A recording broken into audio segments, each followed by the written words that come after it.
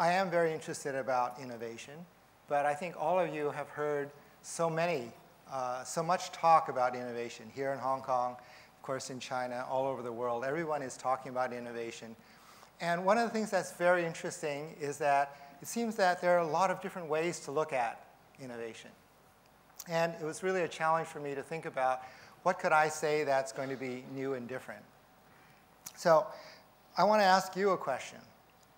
I would ask you, what do you think is the essence of innovation? Really, what is it? And I suddenly realized when I was sitting here that actually Jose and his team captured it in this word, explore. The way I look at innovation, it's a journey of exploration. Okay? It's about exploring. It's a global phenomenon. We can all be part of it. We are all part of it. It's a collaborative effort. We often think of individual entrepreneurs. We think they're rock stars. They are so special. Steve Jobs comes to mind. I'll mention that in a moment. But actually, to have an innovation that results in a useful, socially valuable outcome, such as Brett just talked about, it's a collaborative effort. It's not a single person. It is a multiplicity of people, individuals, who combine their energy, align toward common values, shared values, and they work together, they do something. So global, collaborative. Last concept that you may not think about either is that what is the destination of this journey? Where are all these people going? What is this all about?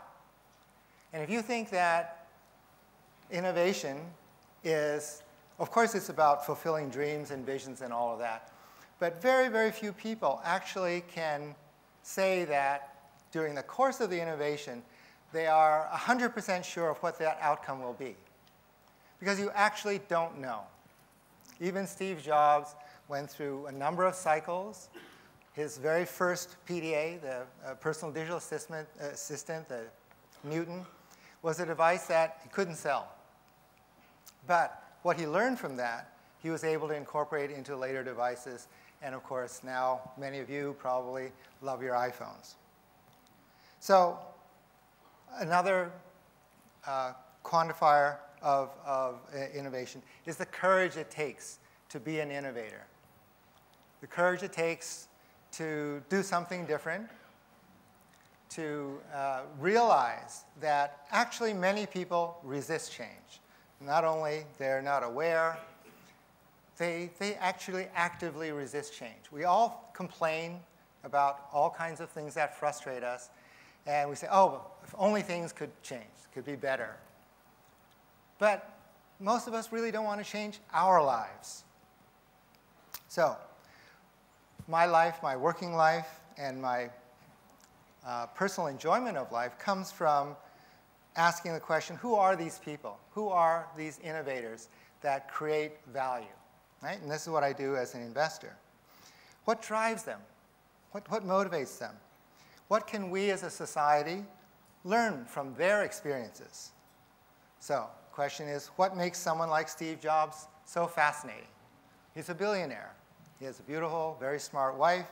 He's created incredible wealth for a lot of people.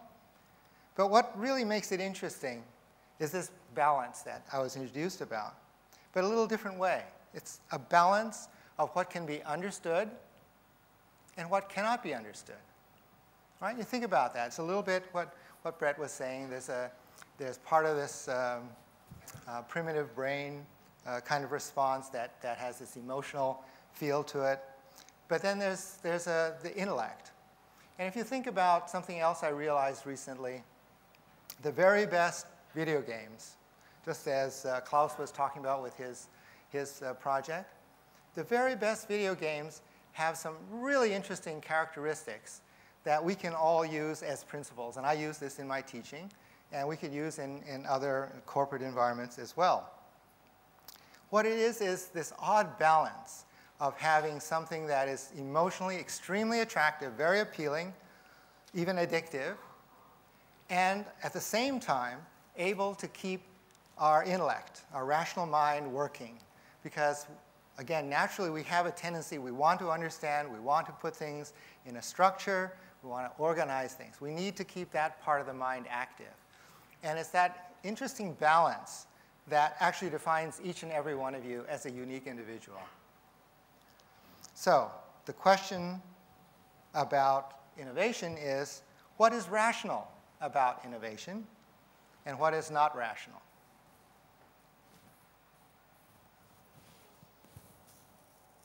Okay. China. I'm teaching in Hong Kong this year at HKUST. I'm teaching innovation and entrepreneurship. My class is called Psychology of Innovation. Last year, I taught a class at Peking University in China, of course, and the class name was Dimensions of Innovation. China is a fascinating place. One of the reasons I think it's fascinating is precisely because some things are easy to see and understand, and some things are not. The British used to call it the mysterious Orient, inscrutable, paradoxical. But now, I think that we are at a turning point in history for China and for the world. What is it? It's been the #1 headline, front page news for the last couple of years. As a major nation, it has a global presence.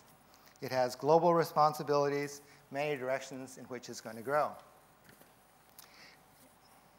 Some of the outcomes of these directions may be good. Some are not so good for China and for the world. What I would like to highlight is that this is a time of an accelerating rate of change. It's accelerating because China is so massive.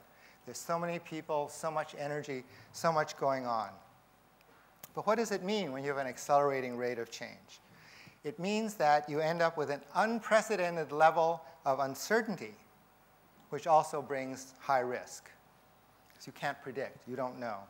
So the key word here is unprecedented. No country has ever been down this particular path before. And from my vantage point as having been an investor, studying a lot of business plans, looking at a lot of strategies, I feel that the traditional planning methods, which are based on historical patterns, may simply not be powerful enough to chart a path. All right? So I like to talk a lot about metaphors. Think about this. Think of China itself as an innovation. Right? It's a very complex structure, but in itself, it is an innovation. Over the centuries, China has repeatedly shown it has the capability to construct impressive physical structures. Everyone knows about the Great Wall. You've all seen umpteen videos and photos of the Shanghai Expo. They're talking about a future of mega cities. Shanghai, in fact, will be one of them, that are surrounded by satellite cities. These could house as many as 100 million people. This is going to be urban construction, urban planning on a scale that, again, unprecedented. Just last month, I read in the news that a supercomputer designed in China has captured the title of the world's fastest supercomputer. Okay? This is an incredible milestone, because now the United States is officially #2 in this race, technology race. But skeptics point out, where are the applications? Who will develop the software that will drive the hardware? How do they make it more useful and more than an engineering tour de force? Scale. Scale is one of the things I think that is extraordinarily difficult for Westerners looking at China. And a little bit, again, like what Brett was talking about, it's such a massive thing that we literally can't get our minds around it. So I think perhaps some people in India, some people in China, they're used to thinking about what does it mean to move a country that has more than 1 billion people. So scale is not well understood. We can all see that China faces some very big problems, can also bring big opportunities. It has a lot of resources. It has lots of money. But actually, not enough resources to serve its large population. So I just want to comment a little bit on some of the things the government is doing, because it has clearly given up relying on centralized planning, but it still wants to have some control. So what are they doing? They're experimenting. They're allowing controlled experiments, pockets of innovation. I look at these as seed beds. They're carefully planted with selected companies, large and small, related technologies like solar power or energy. But think a moment, what's the real message that this kind of activity represents? Saying, let's create business clusters around value chains.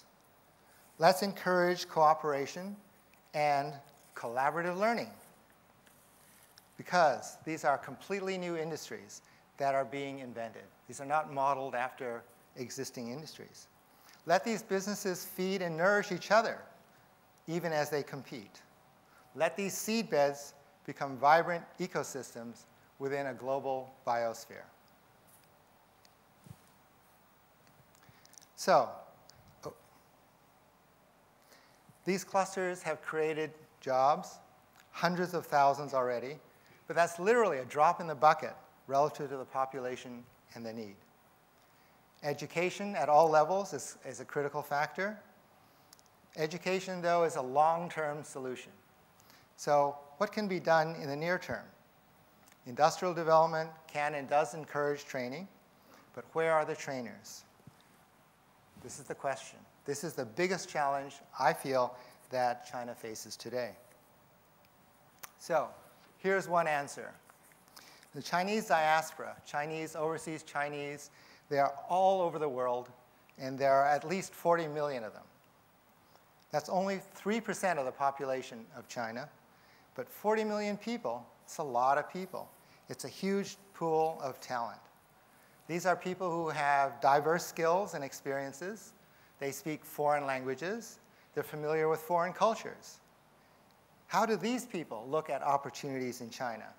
How might their perspectives affect China's growth?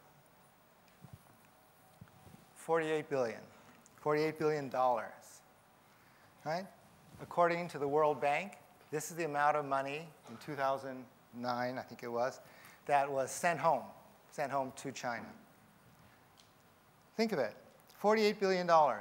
That's a proxy for the amount of savings and represents the earnings of overseas Chinese. What else does it represent? What is it symbolic of? Family responsibilities, tribal identity, identity of being Chinese, state of mind. It's also an investment of foreign exchange. How big is $48 billion? If it were a country, if a country was producing $48 billion in GDP, what would that look like? Well, it happens to be approximately the GDP of Slovenia. We're talking about Central Europe or Belarus. It's half the GDP of Vietnam. It's 1/4 of the GDP of Hong Kong. So, if $48 billion you think of as savings, what does that mean in terms of the economic value that's actually been created by those businesses so they could have the savings? In Southeast Asia alone, there are 30 million Chinese who control the majority of the businesses in the region. They obviously have developed skills, experience. Some of these are global companies. So how big is $500 billion? It's the economy of Switzerland. It's twice the size of the economy of Hong Kong. Think about these Chinese overseas. How many of them have returned to China? How many of their sons and daughters will return to China? Here's an easier metric to think about. China exports students at the rate of 200,000 a year, and they invest about $12 billion in their education. How many of them have returned? Well, about 320,000. Yeah, 320,000 out of 1.2 million. That's a cumulative number. But in the last couple of years, the percentage of students who are sent overseas and wish to return to China has just grown dramatically. It's about 80% at this point. So they're coming back to China to find or create new opportunities. And these are young people who have serious and valuable talents, and they're getting experience being trained in the West, and these numbers are significant. So what can we do to encourage them, encourage this trend? Returnees are not a new phenomenon. The first waves were ambitious individuals seeking to build personal fortunes, and that was a great beginning. What China needs now is a conscious, deliberate effort to create an ecosystem of entrepreneurship and innovation. And at HKUST, where I am affiliated with the business school, through our Entrepreneurship Center and the School of Business, this is one of our objectives. This needs to be a much broader-based movement focused on a more diverse set of challenges. We're looking for completely new business models and new models of corporate organization that will be based on aligned interests and values, a shared sense of opportunities and responsibilities, and relationships that focus on results more than just money. Right? Here's an example. I'm very proud that several of my students at HKUST have initiated a chapter of something called the China Entrepreneur Network, which was founded a year ago at the University of Michigan. This is an effort to mobilize young talent to apply themselves to the vision of the China Social Innovation Network, Foundation, to tackle major environmental issues in China. These young people are literally the hope of the future. They are among the best and the brightest of their generation. They are eager and determined. They deserve our support, and we need their energy. Thank you.